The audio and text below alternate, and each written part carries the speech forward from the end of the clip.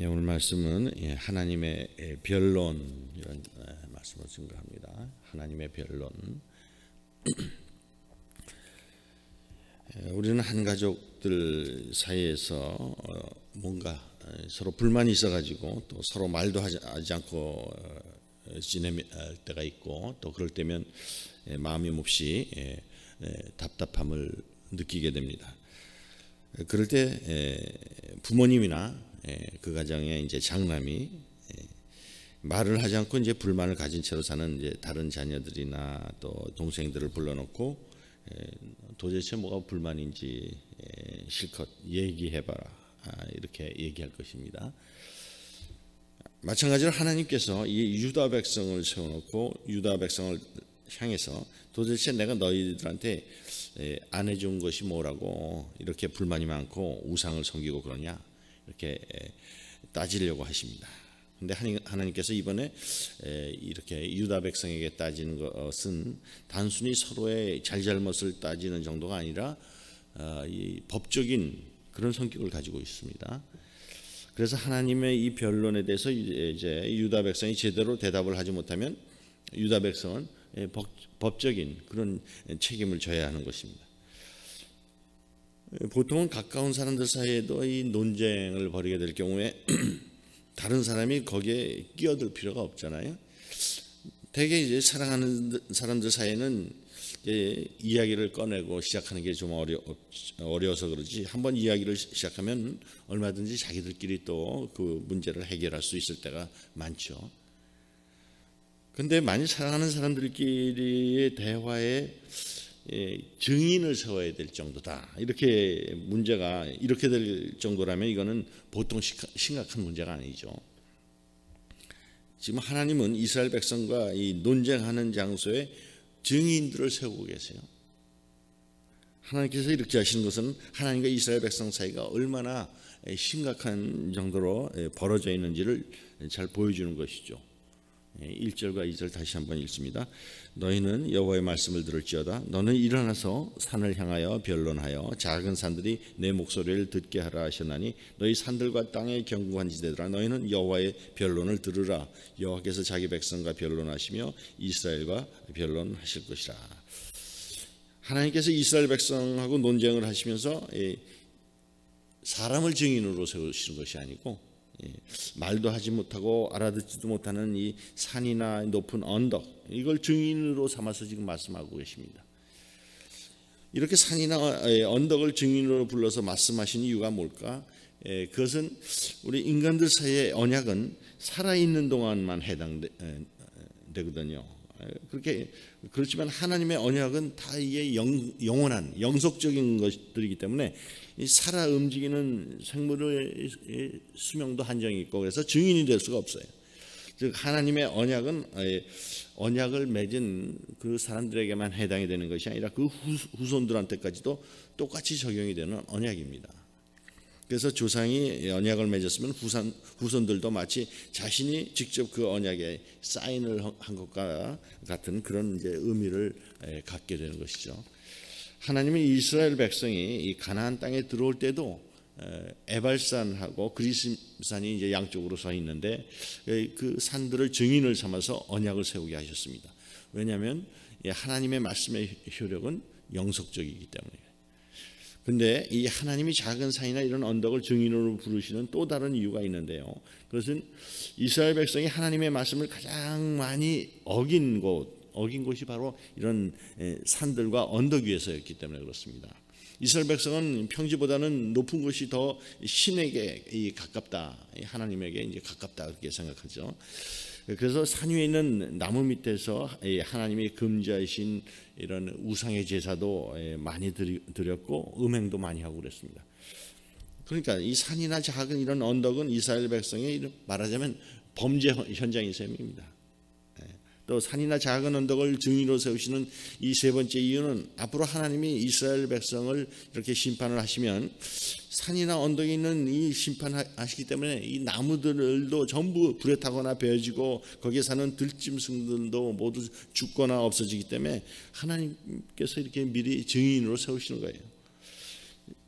즉 이 세상에 일어나는 일들은 우연히 일어나는 것이 아니고 이스라엘 백성의 죄에 대한 하나님의 심판이다 하는 것을 분명히 해두시는 것이죠. 이렇게 하나님께서 작은 산이나 언덕을 증인으로 세우시는 것은 하나님의 심판을 전제로 하고 있다는 것이죠. 그런데 하나님께서 먼저 이스라엘 백성에게 그들이 하나님에 대해서 가지고 있는 불만이 뭔지 말하라 이렇게 말씀하십니다. 3절에 이르시기를 내 백성아 내가 무엇을 내게 행하였으며 무슨 일로 너를 괴롭게 하였느냐 너는 내게 증언하라. 그렇지만 이렇게 본문에서는 이 백성이 하나님에 대해서 가지고 있는 불만이 무엇인지는 이야기하고 있지 않아요. 그 이유는 이스라엘의 불만이라는 것이 뻔한 것이거나 기록할 만한 가치가 없기 때문일 거예요.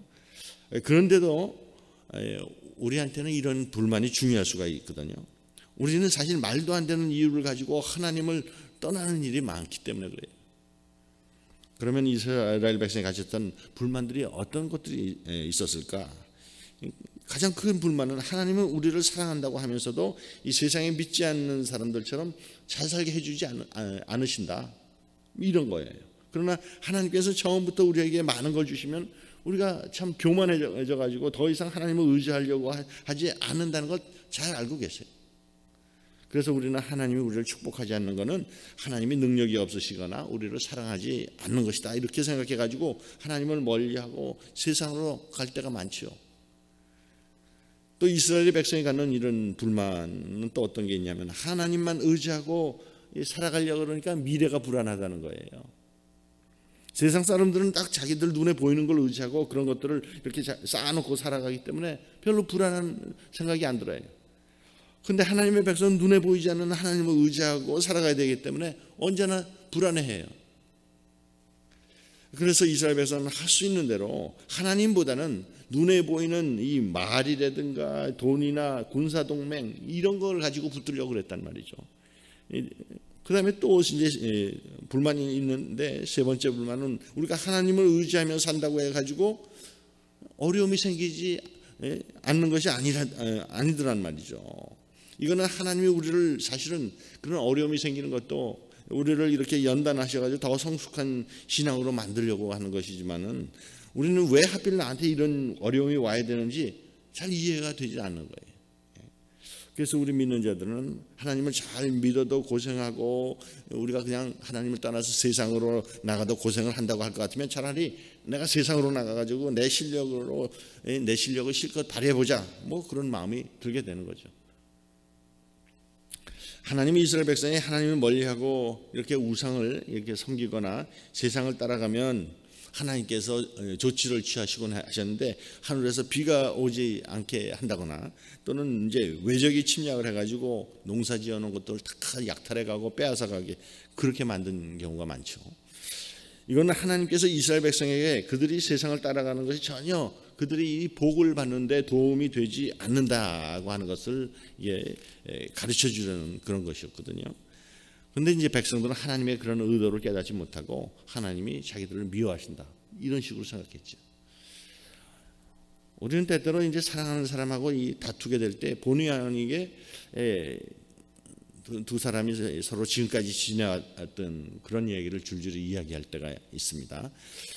이들이 처음부터 관계가 나빴던 게 아니고 어느 순간 자기들도 모르는 사이에 관계가 점점 멀어졌기 때문에 사랑하는 사람들의 가장 큰 재산이 있다고 할 것 같으면 사실은 함께 했던 그런 고난의 순간들 아니겠어요.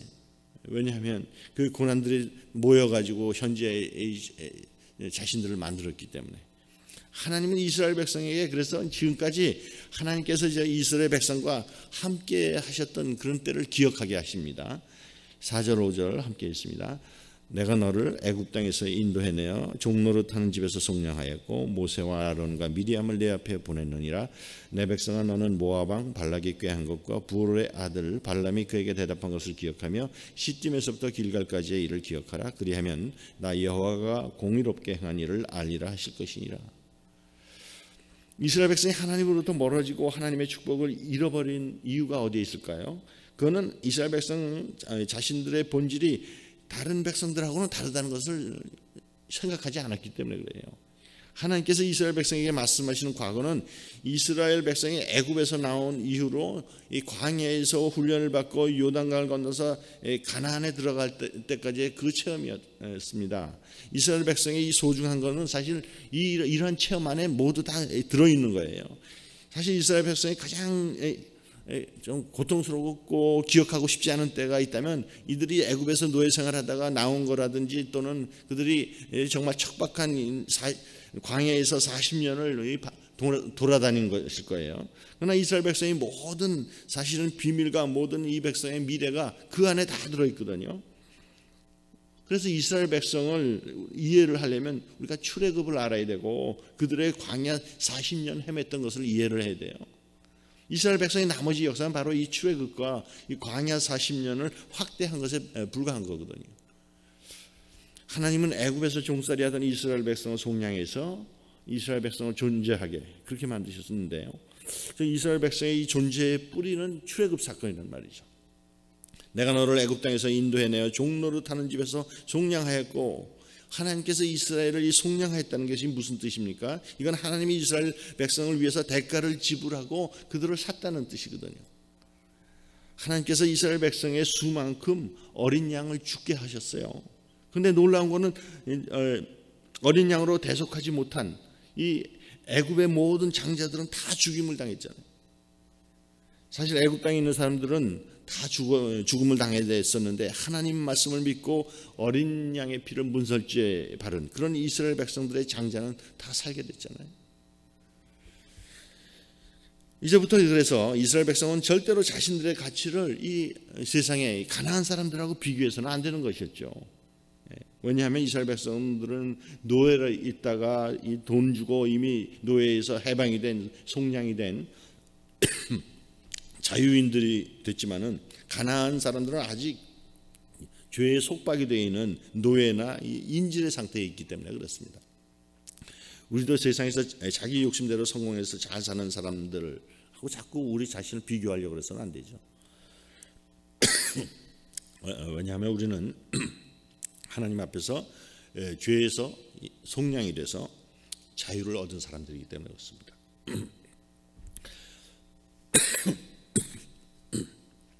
근데 이 이스라엘 백성은 출애굽한 다음에 누구를 가지고 있습니까? 모세와 아론과 미리암을 주셨잖아요. 하나님이. 이거는 이제 이스라엘 백성이 하나님 말씀의 능력을 체험하게 됐다 하는 뜻하고 똑같은 거예요. 이 세상에서 가장 귀하고 복된 것이 우리들한테는 하나님의 말씀의 능력을 체험하는 것이잖아요. 이거는 지금 하나님의 복이 임하고 있다는 것이고 하나님의 특별한 축복이 임재하고 있는 그 백성들이 됐다는 걸 의미해요. 말씀이 있다는 것은. 예를 들어서 이제 미리암은 선지자였단 말이죠. 미리암한테는 이 구체적으로 적용할 수 있는 하나님의 말씀이 있었어요. 하나님의 말씀이 있기 때문에 뭐 두려워할 필요가 없어요. 왜냐하면 하나님 말씀이 들린다는 것은 하나님이 우리하고 함께 계신다는 것을 의미하거든요.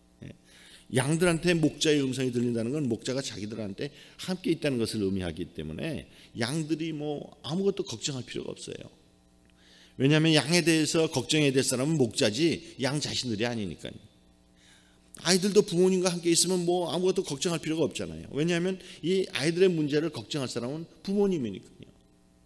우리한테 적용되는 이 하나님의 말씀이 있다는 것은 하나님이 우리하고 함께 계신다는 증거인 줄로 믿으시길 바랍니다.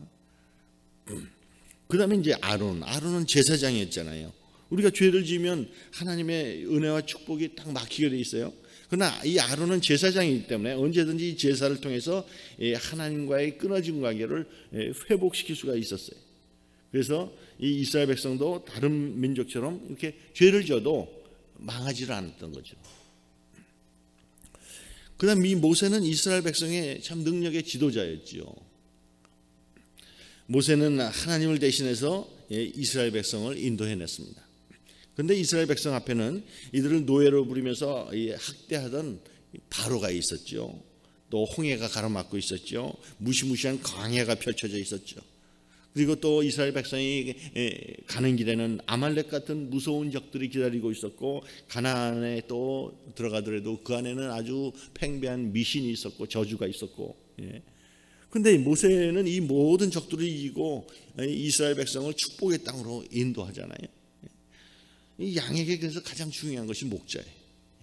선한 목자만 있으면 양들은 늑대나 강도나 더위나 뭐 추위, 낭떠러지 이런 거 걱정할 필요가 없죠. 그래서 이스라엘 백성이 모세를 따라갔을 때 홍해가 갈라지고 이 반석에서 생수가 났고 40년 동안 돈 한 푼 벌지 않고도 살 수가 있었어요. 그리고 하나님은 이스라엘 백성에게 그들이 파지도 않은 그런 우물도 주시고, 그들이 세우지 않은 성도 주시고, 그들이 심지 않은 과수원도 주시고, 그들이 짓지 않은 집도 주셨어요.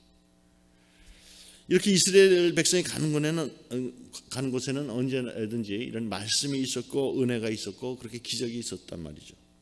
다른 사람들의 눈에는 이 이스라엘 사람들이 광야에서 헤매고 방황하는 것처럼 보였을지 모르지만 이스라엘 백성은 정확하게 바른 길을 가고 있었단 말이죠.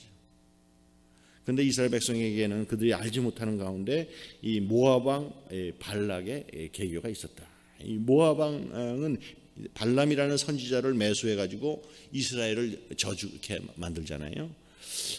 뭐 오늘날 저주 그러면 뭐 인터넷 딱 떠오르죠. 악성 악플을 올려가지고 막 사람을 저주해야 되고, 그래서 어떤 연예인들은 심각하게 고민하다가 자살까지 하고 그러는 현상도 보게 되는데, 이 모압 왕은 지금 이 발람이라는 선지자를 사용해 가지고 이스라엘 백성을 저주하려고 했는데, 그렇지만 하나님께서는 그 발람의 입을 강권적으로 막으시고 오히려 얘기할 때마다 저주가 나오는 게 아니라 이스라엘 백성을 축복하게 그렇게 만드시잖아요. 하나님의 백성 가운데 이 성령의 역사가 강력하면 이 악한 자들의 저주, 뭐 루머 이런 게 통하지가 않아요.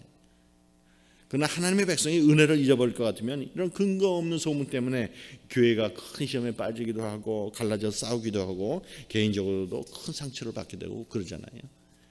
하나님이 이스라엘 백성에게 또 시딤에서 길갈까지를 기억하라 이렇게 말씀하셨습니다. 시딤에서 길갈까지 그 사이에는 이스라엘 백성에서 가장 좋지 못한 일이 거기 있었고 또 가장 좋은 일이 있고 그랬어요. 이스라엘 백성은 시딤에 오기 전에 이 발람의 사주를 받은 이 모압 여인들의 유혹을 받아가지고 성적으로 크게 타락한 적이 있어요. 그때 하나님께서 이스라엘 백성을 연병으로 치시는데 하루에 3만 명이 죽었어요.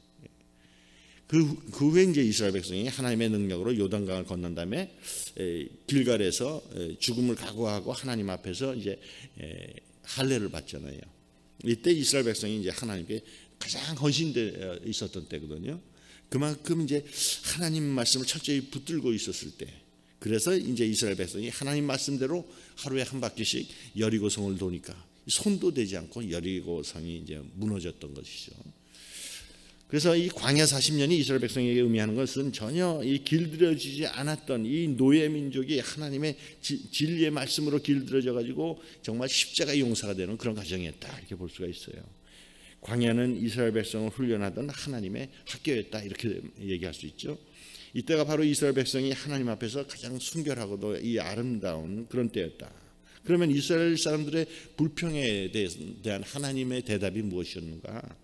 그거는 이스라엘 백성이 고생한 것은 이 하나님의 능력이 없거나 이스라엘 백성에게 무관심하셔서 그냥 내팽개치신 것이 아니고, 이스라엘 백성이 정말로 멋진 그런 하나님의 백성으로 훈련받는 그런 과정이었다는 거죠. 하나님이 이스라엘 백성을 또 이 가나안에 들어와서 가나안 땅에서도 훈련시키셨습니다. 그런데 이스라엘 백성은 오직 이 가나안 족속들을 손으로 가리키면서 우리도 좀 저렇게 좀 잘 살고 싶다고 이렇게 때를 쓴 거죠. 그것이 이제 이스라엘 백성들 마음대로 되지 않으니까 이스라엘 백성들이 집단적으로 하나님을 버리고 우상한테 가버린 거예요.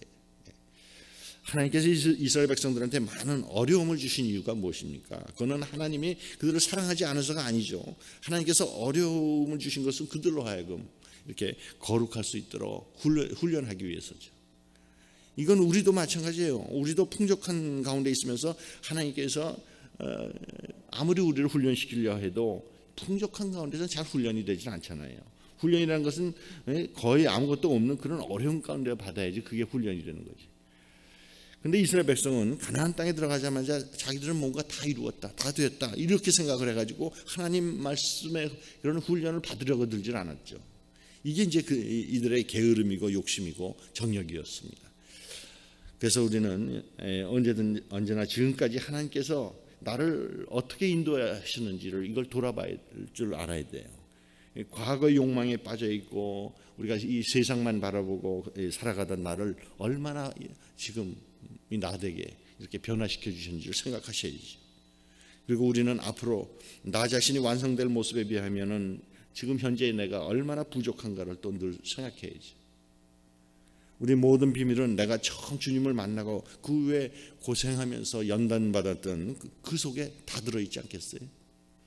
사람들은 겉으로 드러나는 뭐 학벌이나 성공을 보고 사람들을 부러워하고 그러지만은 그거는 하나님이 우리한테 주신 그 엄청난 축복의 빙산의 일각에 불과한 거죠. 결국 하나님께서 이스라엘 백성과 또 이런 식으로 쟁론을 하는 이유는 하나님께서 이스라엘 백성을 버리기를 원치 않으시기 때문에 그렇죠. 하나님이 이스라엘 백성에게 너도 하고 싶은 이야기를 실컷 하고 나도 할 말을 다해서 좀 묵은 감정을 다 털어내고 다시 한번 새로 시작해보자, 그런 뜻이 담겨 있는 거죠. 이 미가서 말씀에 축복을 받은 자들이 바로 누구입니까? 그건 바로 오늘의 우리들이에요. 우리 믿는 자들. 왜냐하면 우리는 오늘 이 본문이 말씀하시는 이 뜻을 전부 다 거의 이해할 수 있기 때문에 그래요. 그 당시 사람들은 그러지 못했어요. 혹시 우리는 지금 하나님께 불만이 있거나 오해하고 있지는 않은지요? 혹시 하나님이 하시는 것에 대해서 이해가 되지 않는 것이 있나요? 오늘 이 아침에 기도를 통해서 하나님께 실컷 말씀드리시길 바랍니다. 그리고 처음 믿을 때 마음 돼서 새로운 뜨거운 감격이 있는 신앙생활을 다시 시작하도록 하십시다. 오늘 우리 마음에 다시 하나님께서 가장 중요한 그런 분이 되도록 하십시다. 오늘 우리에게 하나님을 향한 뜨거운 열정이 다시 회복돼서 모든 사탄마귀의 속임수와 이 저주를 이기고 기적으로 요단강을 건넜던 이스라엘 백성처럼 되는 여러분과 제가 되기를 주의 이름으로 축원합니다. 아멘. 기도하겠습니다. 하나님 아버지, 하나님께서 주의 백성과 맺은 언약은 영속적인 것이기 때문에 산과 또 높은 언덕으로 증인을 삼으시는 것을 저희가 봤습니다. 하나님께서 산과 언덕으로 증인을 삼으시는 것으로부터 이스라엘 백성의 죄에 대한 하나님의 심판 분명히 하시고 있다는 것도 보았습니다. 그런데 우리는 하나님 앞에서 죄에서 속량돼서 자유를 얻은 하나님의 백성인 것에 참 감사를 드립니다. 아버지 하나님, 우리들 하나님 백성이 가는 곳에는 언제든지 말씀이 있고 은혜가 있고 기적이 있다는 거 굳게 믿습니다. 하나님 아버지, 하나님 백성들이 하나님께 불평할 때 그건 하나님의 백성으로서 훈련받는 과정이라고 주님은 말씀해 주십니다. 우리에게 어려움 주시는 것, 우리로 하여금 거룩하도록 훈련시키기 위함이라는 것을 저희들이 깨닫습니다. 특별히 하나님 말씀의 축복을 받는 자가 저희들인 줄로 믿습니다. 저희들은 믿음의 첫사랑을 회복하게 하셔서 새롭고도 뜨거운 그런 감격이 있는 신앙생활을 할 수 있도록 도와주옵소서. 하나님을 향한 뜨거운 열정을 회복시켜 주시길 바랍니다. 예수님의 이름으로 기도합니다. 아멘. 같이 중보의 기도 드리도록 하겠습니다.